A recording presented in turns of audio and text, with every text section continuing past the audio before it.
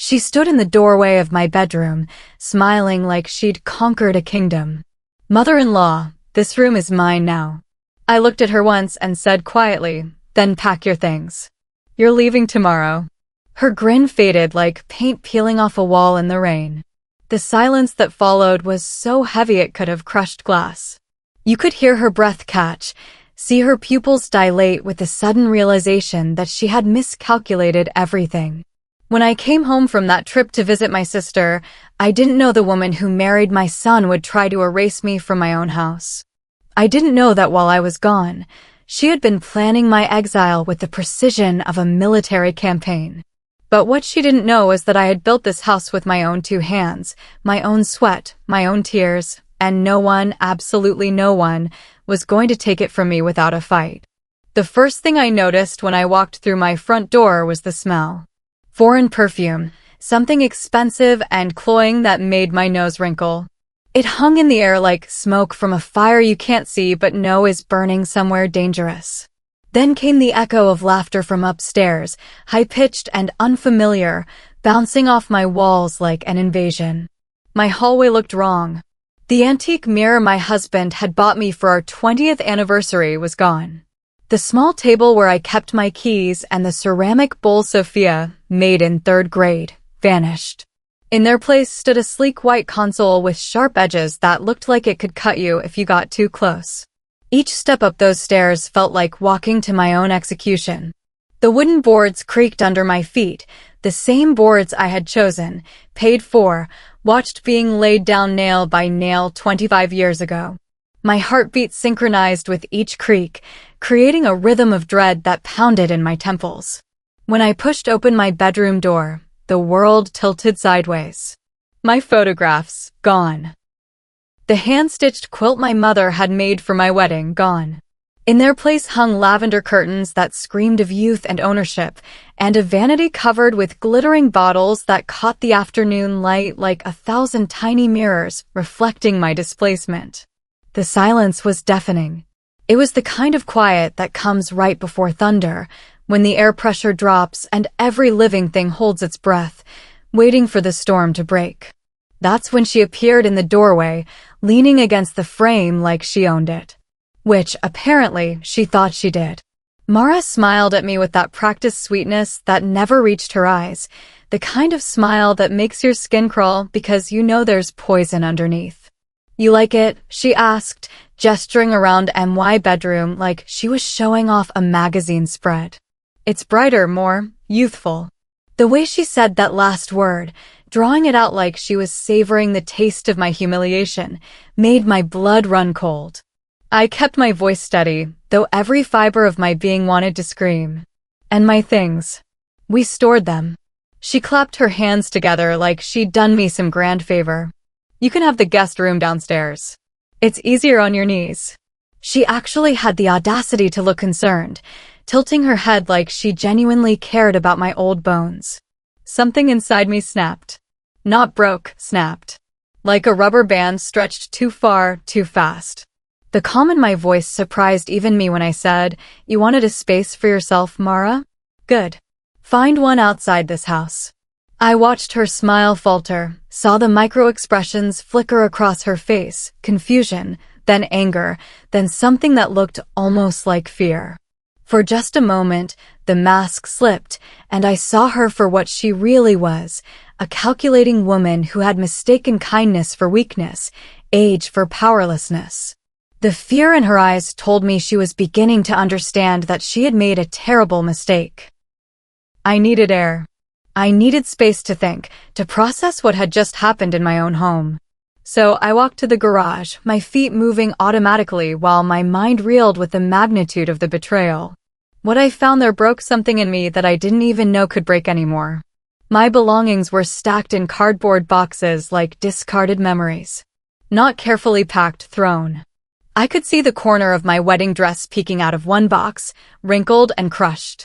The bed frame that had held 25 years of my marriage, my dreams, my sleepless nights worrying about bills and children and the future, it was leaning against the wall like an abandoned piece of trash.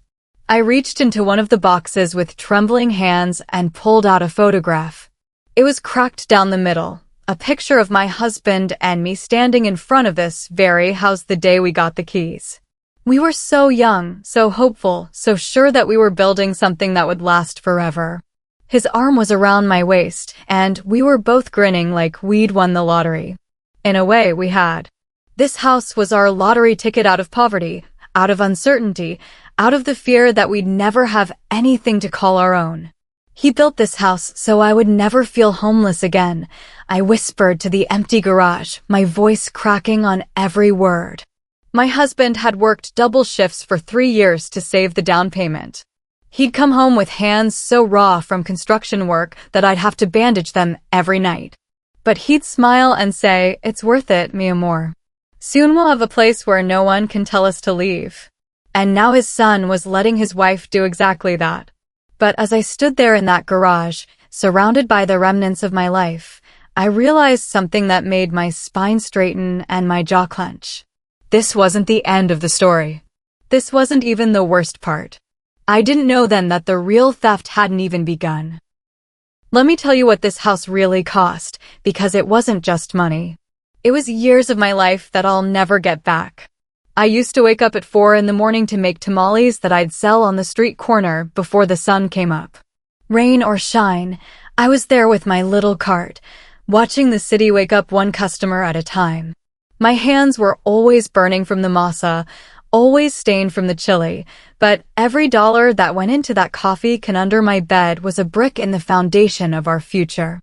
At night, after working a full day cleaning offices downtown, I'd come home and sew until my eyes burned. Uniforms for the neighbors' children, quinceañera dresses, anything that would bring in a few more dollars. My sewing machine was older than I was, and it sounded like a freight train, but it kept running just like I did. No rest, no breaks, just the constant rhythm of the needle-piercing fabric, over and over, stitch by stitch, building our dream. I remember the day we finally had enough for the down payment. My husband counted the money 3 times, and we both cried. Not pretty tears. Ugly, grateful, exhausted tears that came from somewhere deep in our souls. We'd done it. Against all odds, with no help from anyone, we'd done it. When we picked out the lot, I walked every inch of it, imagining where the kitchen would go, where my children would play, where I'd plant the garden that would feed us when money was tight. This wasn't just going to be a house. It was going to be our fortress, our sanctuary, our proof that 2 people with nothing but love and determination could build something beautiful. Every brick was laid with my sacrifice. Every window was paid for with my sleepless nights. Every room was designed around the dreams I carried in my heart, dreams of grandchildren playing in the living room, of holiday dinners that would last for hours, of a place where my family would always be safe and welcome. This house wasn't a gift from heaven. It was my youth, my back, my hands, my heart. It was the physical manifestation of every hour I chose work over rest, every time I said no to something I wanted so I could say yes to something we needed. And now this woman, this stranger who had contributed nothing, sacrificed nothing, built nothing, thought she could waltz in and claim it as her own. She thought she could erase my history, my pain, my triumph, and replace it with her vision of what my life should look like. She was about to learn how wrong she was. The next few weeks were like watching my life being systematically dismantled. Mara moved through my house like a general conquering territory. She cleared out my kitchen shelves and replaced my chipped but beloved dishes with matching white plates that looked like they belonged in a hospital. She changed the locks, actually changed the locks on doors I had chosen and paid for, and handed me a single key like she was doing me a favor. But the worst part was watching my son. Robert had become a stranger, nodding along to everything she said like one of those bobblehead dolls. When she spoke to him, it was in the tone you'd use with a misbehaving child, and he took it. He actually took it. This was the same boy I'd raised to stand up for himself, to respect his elders, to understand that family comes first. Now he couldn't even look me in the eye when she was around. I tried to tell myself that love makes people do stupid things, that maybe he was just trying to keep the peace. But deep down, I knew something else was happening. Something calculated and cold. The revelation came on a Tuesday night when I was dusting the living room, or trying to. Most of my furniture was gone, replaced with pieces that screamed expensive but felt empty. As I was cleaning around the new glass coffee table, I accidentally knocked over a stack of magazines. When I bent to pick them up, I saw papers tucked underneath, papers that weren't supposed to be there. My hands shook as I unfolded them. Receipts for thousands of dollars in furniture and renovations. Designer invoices with my address, but her name. And then, the piece that made my blood turn to ice, a printed article titled "Property Rights by Improvement: How Renovations Can Establish Legal Ownership." The words blurred as I read, but the meaning was crystal clear. She wasn't just redecorating. She was building a legal case. She was trying to steal my house through some twisted interpretation of property law. My breathing became shallow and rapid. I felt like I was drowning in my own living room. With trembling fingers, I kept searching, and that's when I found her laptop sitting open on the new white desk. She'd moved into the corner, my corner, where my reading chair used to be. I knew I shouldn't look. I knew it was wrong. But this was my house, and I had a right to know what was being planned under my own roof. The laptop screen showed a folder structure that made my knees weak. Before/after, full of photos documenting every change she'd made. Proof of renovation, receipts, invoices, contractor estimates. Legal consultation emails with a lawyer discussing something called adverse possession and improvement claims. And then I saw it. Timeline, a spreadsheet with dates, tasks, and deadlines. The final entry was 6 months away and simply said, "File paperwork." She wasn't planning to steal my house. She was already in the process of stealing it. The laptop screen glowed in the dim room like a window into hell. I sat there reading email after email, document after document, watching the careful construction of my own destruction. She'd been planning this for months, maybe even before she married my son. Every smile, every helpful suggestion, every act of kindness had been part of an elaborate con. I closed the laptop with steady hands. The shaking had stopped. The fear had crystallized into something much more dangerous: clarity. That night, I didn't sleep. I didn't cry either. I was past tears. Instead, I sat at my kitchen table, the one piece of furniture she hadn't replaced yet, probably because it was too old and scarred to fit her aesthetic, and I planned. First, I gathered evidence. I photographed every document I'd found, every receipt, every email. I used my old phone, the one Robert always told me to upgrade, and I was grateful for its terrible camera quality because it made everything look authentically discovered, not staged. I documented every corner of my house, every change she'd made, every piece of my history she'd erased. By sunrise, I had a file folder thick with proof of what she was doing. But proof wasn't enough. I needed help, and I knew exactly who to call. My daughter Sophia had been asking me to visit for months, but I'd always made excuses. She lived 3 hours away and had her own life, her own problems. I didn't want to be a burden, didn't want to admit that I was struggling, didn't want her to see how small my world had become. But as I sat there in the gray dawn light, I realized that pride was a luxury I could no longer afford. I picked up the phone and dialed her number, my heart pounding so hard I could feel it in my throat. When she answered, her voice thick with sleep, I almost hung up. Almost. "Sophia," I whispered, because I didn't trust my voice at full volume. "I need you to come home.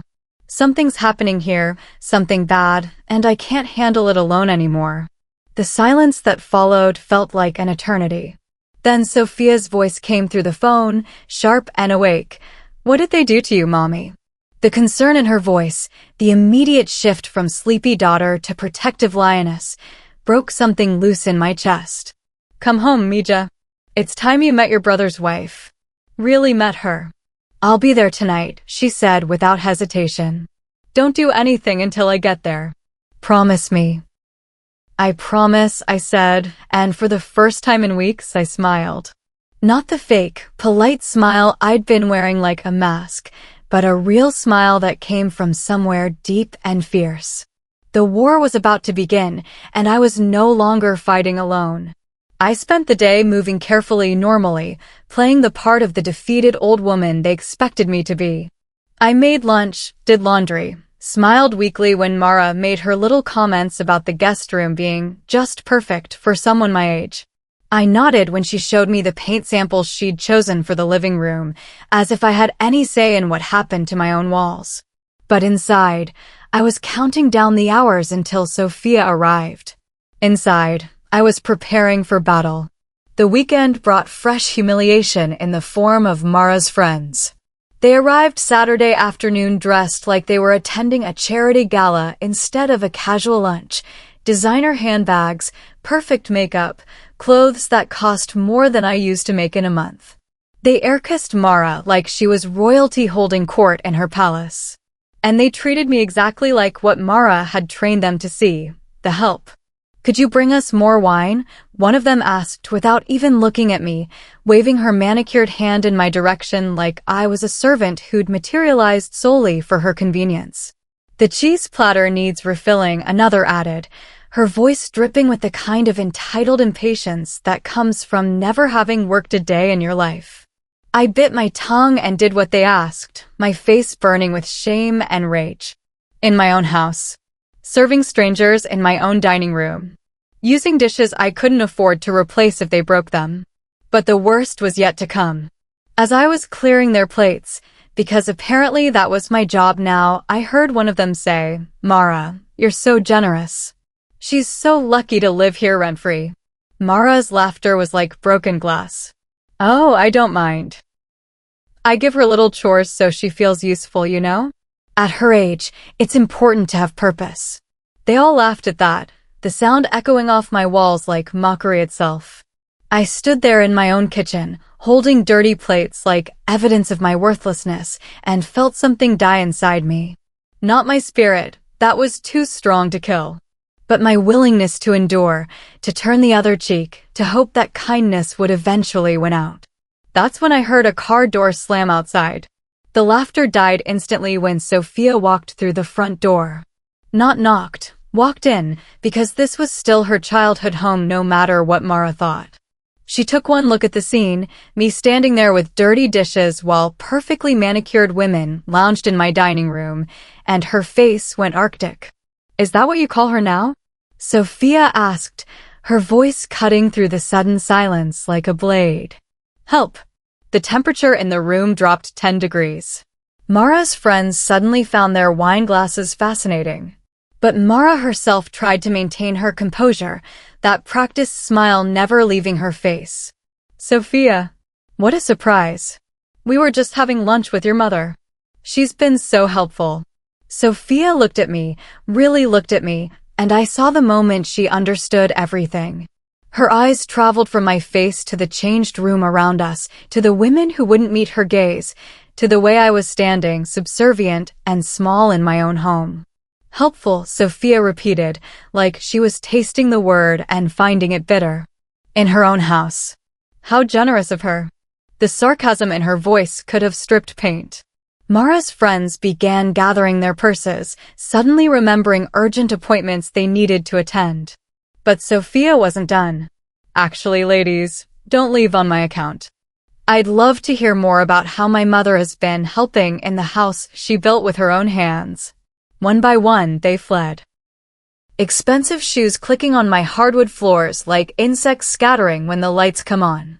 Mara was left standing alone in my dining room, her perfect composure finally beginning to crack.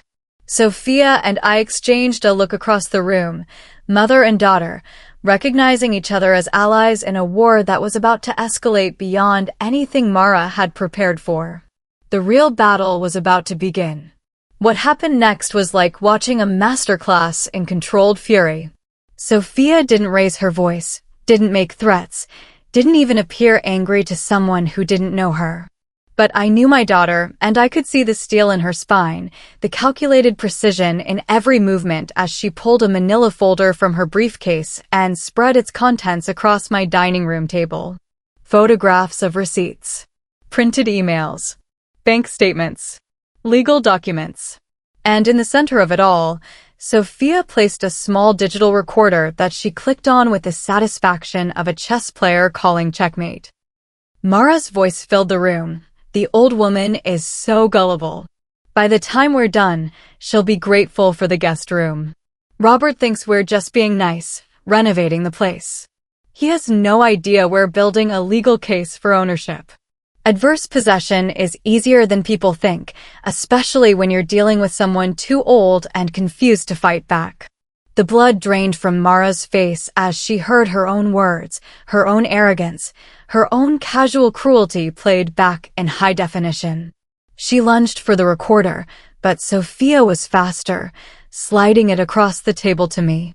Interesting listening, don't you think? Sophia's voice was conversational, almost friendly. Though I have to say, the part where you called my mother too old and confused to fight back was particularly enlightening. That's when Robert walked in. My son, my baby, the boy I'd carried in my arms and in my heart for 35 years, took one look at the documents spread across the table and asked the question that broke my heart. What's going on? Not, are you okay, Mom? Not, how can I help? Just confusion, like he'd stumbled into someone else's drama instead of the systematic destruction of his mother's life. Sit down, I said, and something in my voice made him obey immediately. It's time you heard what your wife has been planning, and what you helped her do. I watched my son's face as Sophia laid out the evidence piece by piece. The forged signatures on renovation permits. The falsified documents claiming improvements were made with Mara's money. The emails discussing legal strategies for claiming ownership through adverse possession. The timeline showing exactly when they plan to file papers making Mara the legal owner of my house. She's been documenting every change, every improvement, every dollar spent, Sophia explained with the precision of the prosecutor she'd become. Building a case that you both have been improving the property with your own resources, that Mom has become financially dependent on you, that she's essentially abandoned her ownership rights through neglect and incapacity. Robert's face went through a series of expressions: confusion, disbelief, dawning horror, and finally, a sickening understanding. Mara, he whispered, tell me this isn't true. Mara tried to rally, tried to play the victim. Baby, you know how your mother can be. She's getting older, more forgetful. We were just trying to help, to make sure the house was properly maintained. If something happened to her, we needed to be prepared. Prepared to steal her house, Sophia said flatly. That's what this is called, Mara. Theft. Fraud. Elder abuse. And Robert, whether you knew it or not, you've been helping her do it. My son looked at me with eyes full of pain and shame. Mom, I swear I didn't know. I thought we were just helping with renovations, making the place more comfortable for everyone. And that's when I understood the full scope of Mara's manipulation. She hadn't just been stealing my house. She'd been using my own son as an unwitting accomplice, letting him pay for improvements that would ultimately be used as evidence against me. She turned his love for both of us into a weapon against me. I know you didn't know, I said quietly. That's what makes this so much worse. The silence that followed was deafening. 3 generations of my family sitting around my dining room table, surrounded by evidence of betrayal so profound it felt like the air itself had been poisoned. But I wasn't done. Not yet.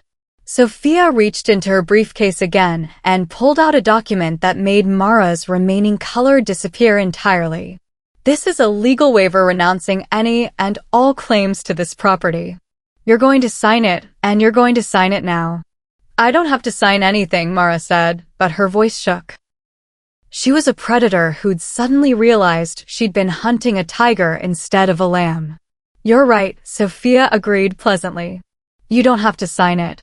We can always go with option B, which involves me filing criminal charges for fraud, forgery, and elder abuse. I'm sure the district attorney would be very interested in seeing all this evidence. Especially the recording where you admit to deliberately targeting an elderly woman you believed was too old and confused to defend herself. Sophia leaned back in her chair, completely relaxed. Of course, criminal cases can take years to resolve. And while you're dealing with legal fees and potential jail time, I'll be filing civil suits for emotional distress, attempted theft, and conversion of property. By the time we're done, you'll owe my mother enough money to buy 3 houses like this one. Mara looked at Robert desperately, but my son was staring at his hands like they belonged to someone else. The man who'd been nodding along to her every whim for months couldn't even look at her now.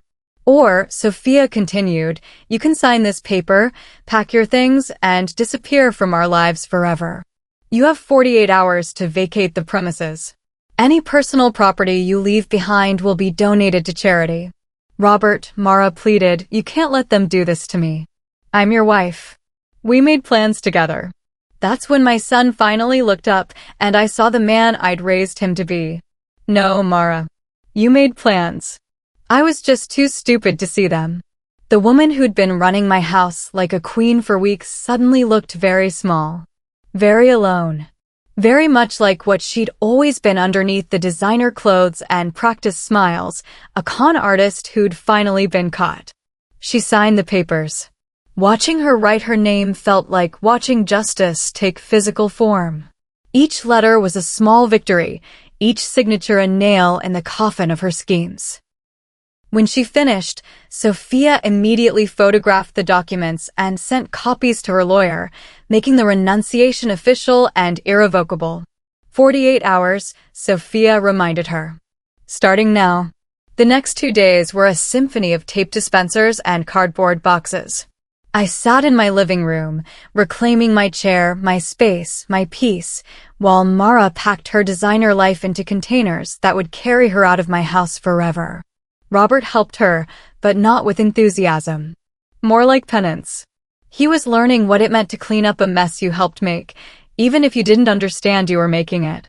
On the second day, as the last box was loaded into a moving truck, Mara made one final attempt at manipulation. Robert, baby, we can work this out. Find our own place. Start fresh. Your mother won't live forever, and when she's gone. Stop. Robert's voice was sharp enough to cut glass. Just stop. Don't you understand? I lost my mother's trust because of you. I helped a stranger try to steal from the woman who gave me everything. There is no working this out. And then they were gone. The moving truck disappeared down my street, carrying away the woman who'd tried to erase me from my own life. The house felt different immediately, lighter, cleaner, like a fever had finally broken. But the hardest conversation was still to come. Robert stood in my living room after Mara left, looking lost in a way that broke my heart. He was 35 years old, but in that moment he looked like the little boy who used to come to me when he'd made a mistake, hoping love would be stronger than disappointment. Mom, he said, his voice barely above a whisper, I don't know how to fix this. You start by understanding what this was, I replied, settling into my reclaimed chair, the one I'd bought with my own money, in my own house, for my own comfort. This wasn't just about property, Mijo. This was about respect. About family. About remembering where you came from. He nodded, tears starting to fall. I know. I lost sight of everything that mattered. She made it seem like we were taking care of you, like you needed us to manage things because you were getting older. And you believed her because it was easier than believing your mother could take care of herself, I said. Not accusingly, just factually. You saw what you expected to see, an aging woman who needed to be managed instead of the strong woman who raised you. The pain in his eyes was real, but pain wasn't enough. Pain was just the beginning of understanding.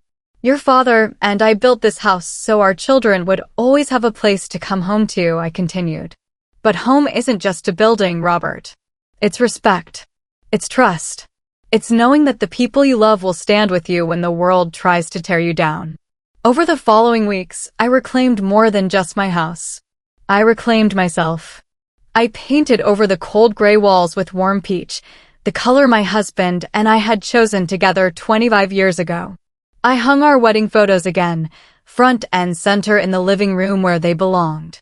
I brought my mother's dishes out of storage and ate off plates that held memories instead of trying to impress people I didn't like.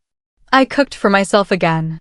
Not the simple, apologetic meals I'd been making to avoid taking up too much space in my own kitchen, but real food.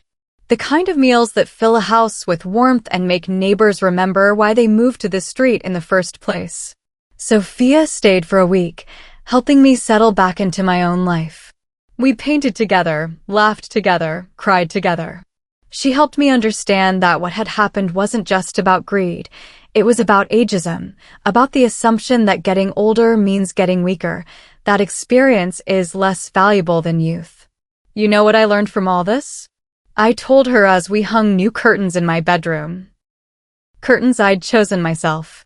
Reclaiming your home isn't about paint or furniture. It's about dignity. It's about refusing to be erased just because someone thinks you're too old to fight back. The house felt like mine again. Not just legally, though Sophia had made sure every document was bulletproof. It felt like mine emotionally, spiritually, in all the ways that really matter. I could breathe in my own living room again. I could make noise in my own kitchen again. I could exist fully in the space I'd sacrificed everything to build. But there was still one more chapter to the story. 6 months later, the neighborhood gossips kept me informed about what had become of Mara and Robert.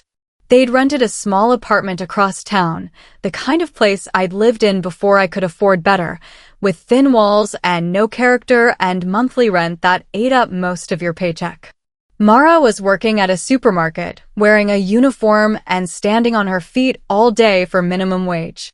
The woman who'd thought herself too good to treat me with basic human decency was learning what real work felt like.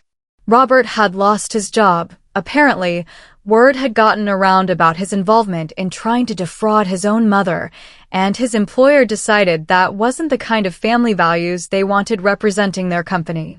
They were divorced within 4 months. Mara had no use for a man who couldn't provide the lifestyle she'd expected, and Robert finally understood that he'd married a stranger who'd been wearing his wife's face. The day I saw him again, it was at a cafe downtown. I'd been meeting with my lawyer. Sophia insisted on regular check-ins to make sure all the legal protections remained in place, when I spotted him at a corner table. He looked thinner, older, like life had been teaching him lessons he hadn't wanted to learn. Our eyes met across the crowded room, and for a moment we just stared at each other. Two people who'd loved each other completely and then hurt each other terribly, trying to figure out what came next. He approached my table slowly, like he was walking toward his own judgment. "Mom," he said, and the word sounded rusty, like he hadn't used it in a long time. "I lost everything. My job, my marriage, my savings. But I see now what I really lost was you." I looked at my son, this man I'd carried under my heart, raised with my own hands, loved even when he'd betrayed me, and felt something shift in my chest. Not forgiveness, not yet. But possibility. "I'm glad you see it, son," I said carefully. "But forgiveness is something you rebuild, brick by brick. Just like this house was built, just like trust is built. You don't get it all at once just because you finally understand what you've lost." He nodded, wiping his eyes with the back of his hand. "I know. I needed you to know that I understand now. What she was, what I allowed to happen, what I chose when I should have chosen you. Understanding is a start," I told him. "But it's only a start." I finished my coffee and stood to leave.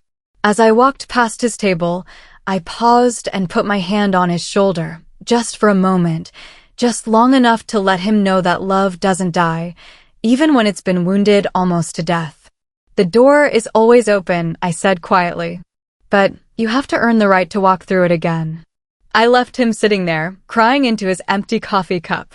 Outside, the sun was shining, and I realized I felt lighter than I had in months. Not because I'd seen him suffer, I took no joy in my son's pain, but because I'd seen him understand. And understanding was the first step toward becoming the man I'd raised him to be. As I walked home to my house, my sanctuary, my proof that an old woman is never too weak to fight for what's hers, I thought about forgiveness and justice and the difference between the two. Love forgives, but it never forgets. And respect, once taken, must be earned again, piece by piece, day by day, with actions instead of words. I'd spent my life building things, a house, a family, a future. I'd learned that you can rebuild after betrayal, but you rebuild differently. Stronger. Smarter. With better locks on the doors and clearer boundaries about who gets to walk through them. My house was mine again. My life was mine again. My dignity was mine again. And that was enough. That was everything. If this story reminded you that strength has no expiration date, that an elderly woman can still fight for what's hers and win, then you understand why I needed to tell it. If it reminded you to check on the older women in your life, to make sure they're not being taken advantage of, to stand with them when the world tries to make them invisible, then sharing it was worth every painful moment of reliving it. Age doesn't make us powerless. It makes us experienced. And experience, when pushed too far, can be the most dangerous thing a predator ever encounters. Subscribe to Elderly Stories, where silence turns into courage and where we remind the world that underestimating an old woman is always a mistake. Always.